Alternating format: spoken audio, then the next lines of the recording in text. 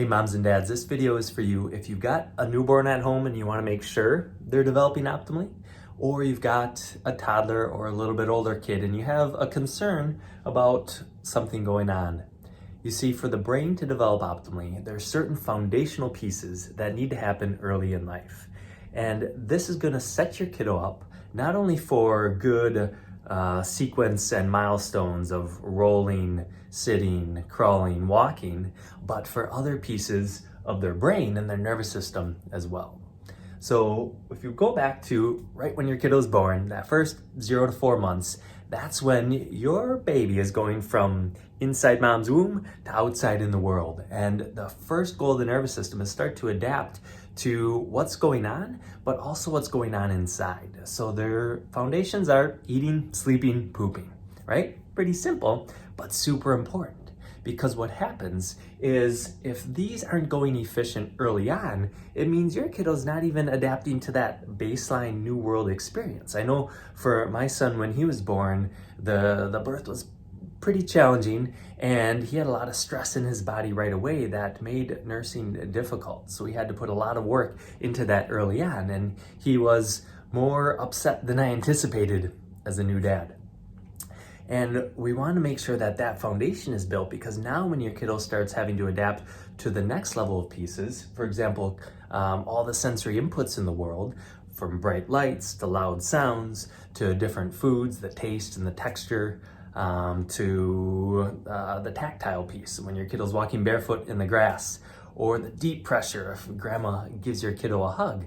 All those sensory inputs are now your kiddo trying to adapt to the world outside and around them. So if they weren't able to adapt early on in that 0 to 4 months with the foundations, it makes the next pieces a lot tougher. It's just like building a house. If the foundation is solid, the walls and the roof are going to be a lot stronger. If the foundation is crooked or cracked, now the walls and the roof are going to be affected. So the next piece then, after we go past 0 to 4 months, now let's say 4 to 10 months, now your kiddo's starting to move even more, interact with gravity even more. They're learning to roll front to back, back to front. They're starting to push up. They're doing their tummy time. They're getting their legs strong, their arms strong, getting ready to move and interact with the world. So this foundation is also going to set things up for next level, because what happens is that foundational movement activates a lower part of the brain. It's called the cerebellum. When that's doing well, it feeds information forward to the front part of the brain, the frontal lobe, the prefrontal cortex, and the temporal lobes.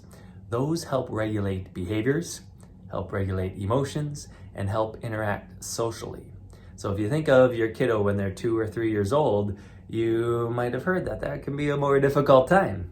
And it can be extra difficult if these foundations aren't laid. Because what happens is if the early piece, as an example with movement, if those sequences aren't happening efficiently, now that foundation of the brain isn't quite working efficient, which makes the brain try to work on 2 things at once. It's saying, I've got to learn how to move and I've got to learn how to interact socially, or regulate my emotions, or not have a meltdown in the grocery store. I know, again, in my son's case, he rolled really well from his back to his stomach. That was his favorite. But he didn't do so well from his stomach to his back. So we had to make sure to spend that time early on working on some of the foundational pieces. And that's why also, if you're coming in and you say maybe your kiddo has a sensory issue, we might be asking, well, were they colicky? Did they have reflux? Were they constipated? Did they only sleep for little moments at a time?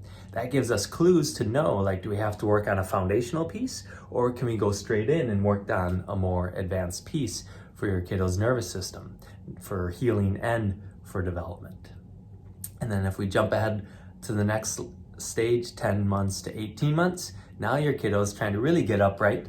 They're working on their crawling, they're pulling themselves up and starting to walk. And you may have heard that you have to walk before you can talk, right? So if your kiddo has a speech issue, again, it's not necessarily going straight in and then doing flashcards and doing speech and changing that, but it's working on the foundational pieces. when my wife was a speech therapist, she actually found that she got the best results after she did some full body movements with kids. She'd have them crawling or rolling or tumbling or getting squished on a roller scooter, things that would activate some of these early movements, and then they had way more advanced changes with their speech. So if your kiddo is dealing with one of these issues, please reach out and shoot us a message. Let us know, like, hey, was it one of these foundational pieces? Does that jump out to you? And we love helping kiddos not only get on track and experience these good things, these advanced functions in the world, but really making sure that the foundation is laid for success. Because we know if we can get a good, strong foundation, not only do these advanced functions happen more easily, but it sets your kiddo's brain up for success in all areas of life down the road.